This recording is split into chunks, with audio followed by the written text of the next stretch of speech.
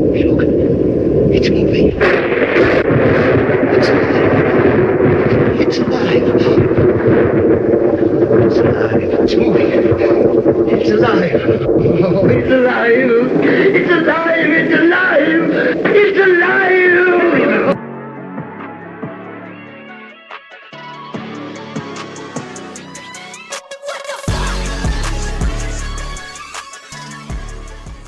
Welcome back to the show, everybody. My name is Mark. And I'm RJ, and we're here to talk about the Montreal Canadiens and the Toronto Maple Leafs and their trials and their tribulations. That's right, yeah. And so, big news this week coming out of Toronto. Well, the 109-year history of the franchise. Matt Sundin was the record holder for most goals. He broke Darryl Sittler's record. And Auston Matthews in record time. I mean, when Sundin set that record, I think people thought that might last a while, given the state of the franchise and whatnot. But Matthews has come on. I mean, he's we like to cut him up a lot, but he, to do what he's done in that amount of games in this amount of years, it's pretty impressive.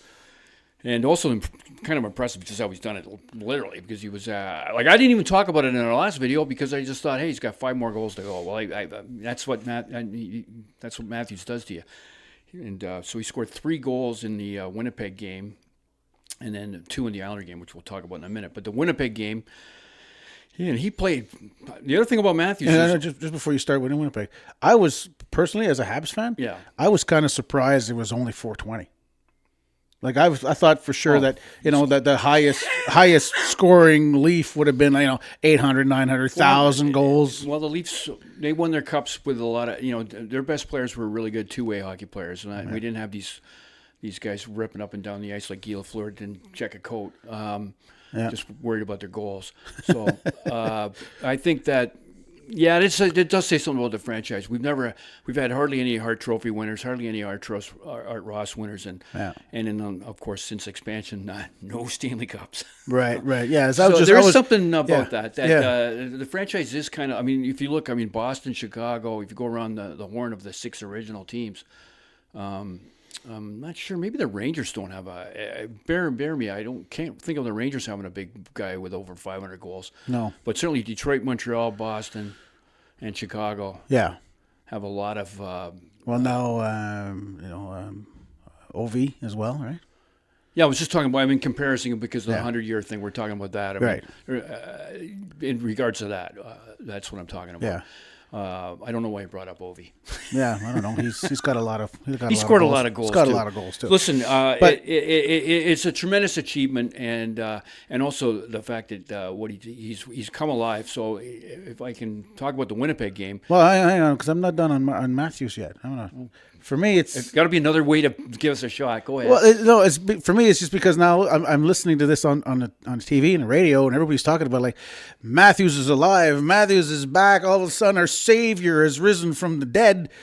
He's only had 3 good games. Well, this is what if you had held on, this is exactly what I was going to. You just took my. Maybe you should stick to the Montreal stuff. I'll do the Toronto stuff. I was about to just say that, bury the lead. Yeah. All his metrics. I'm not big on the metrics. I'm an old guy for that kind of stuff, but they do tell some kind of story. And he had more skating outbursts. His shot power was increased. And he just took a game or 2 off where they were worried about being injured. So I don't know what's going on, but all of a sudden he's back. If you want to be negative about Matthews, is it because the Olympics are only a month away? He's just been named, the team's been named. That's getting rolling now. And he's thinking, well, geez, if the way they're going up my analytics, what I've done all fall and early winter, and I all of a sudden start skating like Connor McDavid in the Olympics, people are going to wonder. So maybe he's shaping up. I don't know, or maybe the back injury's less, or whatever the hell his upper body problem is. A flash in the pan, or like I'll certainly come alive. I'll believe he's back once this is more than just a small streak. Well, we're gonna hold our breath and see what happens here. But he's certainly he's starting to show that he's worth the $13 million they paid with the last couple of games. And the Leafs are just piling up the points. So. And they're moving up. They're trying to move up, but there's so many teams in the middle. Anyway, the Winnipeg game, he scores 3 goals. Leafs were down 4-1 at one point. Came back. He got the winner. Nice little work by the rookie Cowan on that. So Matthews, and he looked like he had a lot of jump. And Winnipeg, they're in last place, gone from first to last over last year. I don't know what's going on in Winnipeg, but that team's a mess right now. And Leafs were able to take advantage of it. So what did you do Thursday night? Thursday night, well, we played against the Carolina Hurricanes, and we actually beat them. For me, it was a bit of a surprise. I wasn't expecting to beat Carolina. Every time we play the big teams like Dallas, Carolina, and Colorado, we tend to lose because these are just, those are the elite teams. They're the elite, phenomenal teams. But we came out it was a scoring fest. Just like the other game with Toronto. There was 13 goals scored, or 12 goals scored. We had 11 that in night. the Winnipeg game, 6-5. Yeah, this is what's going on in the past few games on both teams. It's the 80s again. Yeah, it's like we're throwing a whole bunch of goals to it. But anyways, I was really happy with it. Lane Hudson at the end with an empty netter, so he got more points out of that. So, I was happy with that game. I'm always happy when my team loses, and we're going to talk about the Blues in a second. But for me, Carolina was a pleasant surprise. Anyways, I was really happy that guys like Caulfield and Hudson and Suzuki, the guys you expect to score, actually are scoring, right? Yeah. So on to Saturday, and the Leafs went to Long Island, and Matthews, as I mentioned earlier, he's got 2 more goals, so 5 goals in the last 2 games. And Leafs put up a pretty good fight. The game was back and forth. And Islanders ended up winning that 4-3 in overtime. But the thing I don't want to talk about the Leafs really in this one. I really studied that Matt Schaefer in that game, and a good game to pick because the third goal that he scored was as Bobby Orr as you can get. And then of course he got with Barzal on the 3-on-3 doing a 2-on-1 there.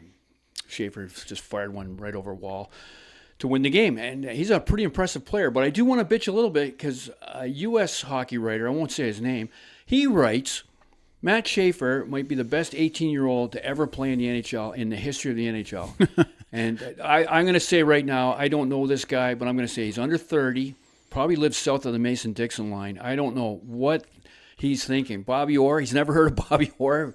Yeah. The best 18-year-old defenseman to ever play in the game. Don't get ahead of yourself. This guy's really good. The Islanders have a great future from now on. Did you say top 20, top 10?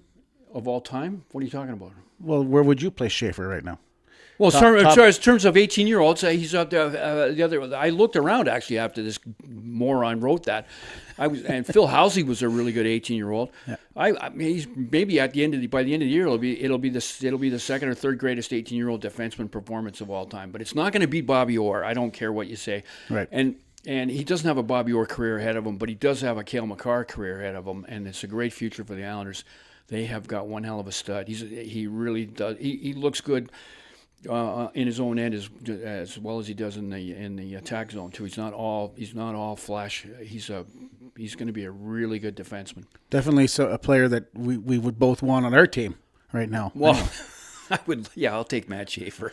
I'll take him any day. I'll take him. I'll go as far as I'll take him over Matheson.